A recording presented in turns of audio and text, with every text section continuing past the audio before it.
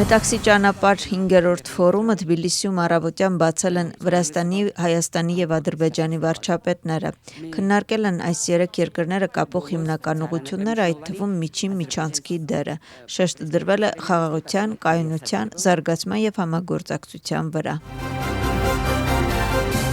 Վրաստանի վարչապետ Իրակլի Կոբախիձան հանդիպել է Ադրբեջանի Հանրապետության վարչապետ Ալի Ասադովի հետ։ Ալի Ասադովը Վրաստանում է գտնվում Թբիլիսիի Մետաքսի ճանապարհ ֆորումի շրջանակներում։ Հանդիպման ընթացքում քննարկել են Վրաստանի եւ Ադրբեջանի միջև առկա ռազմավարական գործունեությունը եւ սերտ կապերի հետագա զարգացումը։ Կողմերը քննարկել են երկրների միջև առևտրատնտեսական համագործակցությունը եւ Ադրբեջանից ուղղակի ներդրումների ներուժը, ինչպես նաեւ Վրաստանի եւ Ադրբեջանի միջև համատեղ տարածաշրջանային նախագծերի կարեւորությունը։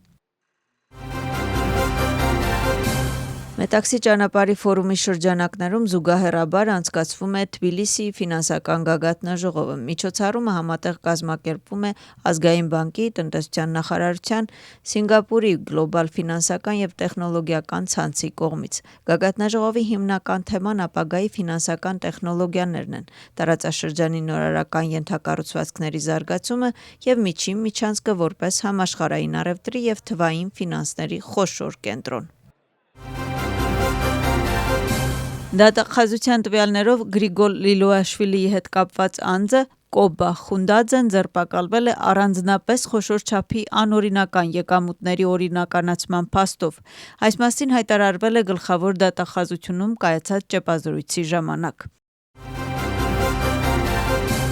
Թբիլիսիի քաղաքային դատարանում ընթանում է նիստ, որի ժամանակ դատավոր Զուրաբ Կակաբաձեն կքննարկի խափանման միջոցը։ Արդեն հայտնի է, որ դատախազությունը միջնորդում է կիրառել ամենախիստ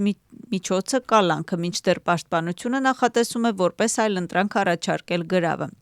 Հետաքննությամբ պարզվել է, որ ձերբակալվածը չարաշահել է իր պաշտոնական դիրքը եւ 2019-ից 2021 թվականներին օգտագործելով իր մոտ գտնվող ֆեդերացիային պատկանող այցեքարտերը տարբեր բանկոմատների միջոցով բանկային հաշիվներից հանել է գումար եւ անօրինական կերպով յուրացրել Վրաստանի հանդբոլի ազգային ֆեդերացիային պատկանող 464,496 լարին, ինչի պատճառով էլ մեծ չափի նյութական վնաս է հասցրել։ Ձերբակալվածի մեղադրանք է առաջադրվել Վրաստանի քրեական օրենսգրքի 182-րդ հոդվածի 2-րդ մասի D եւ 3-րդ մասի B ենթակետերով, ինչը նախատեսում է 7-ից 11 տարի ժամկետով ազատազրկում։ Սահմանային ոստիկանությունը պետական սահմանը անօրինական կերպով հատելու մեղադրանքով ձերբակալել է 4 անձի։ Հետաքննությունը պարզել է, որ նրանցից երկուսը երկիր է մտել Թուրքիայից բեռնատարներով։ Հանցագործությունը պատժում է մինչև 5 տարի ազատազրկում։ Գերմանիայի համար այլընտրանք կուսակցությունը դիմում է Գերմանիայի կառավարությանը հարցնելով Վրաստանում հասարակական կազմակերպություններին ցուցաբերվող աջակցության վերաբերյալ։ Սա հրապարակվել է Բունդեսթագի կայքում։ Այն վերաբերում է Գերմանիայի կառավարության կողմից ֆինանսավորվող կազմակերպություններին եւ դեսպան Պիտեր Ֆիշերի գործունեությանը։ Կուսակցության անդամները նաեւ հետաքրքրված են, թե որ հասարակական կազմակերպություններն էին մոտ կառավարությանը եւ որոնք ընդդիմությանը եւ որքանով են Գերմանիայի դեսպանատունը եւ Գերմանիայի դեսպանը մասնակցում այս համագործակցությանը։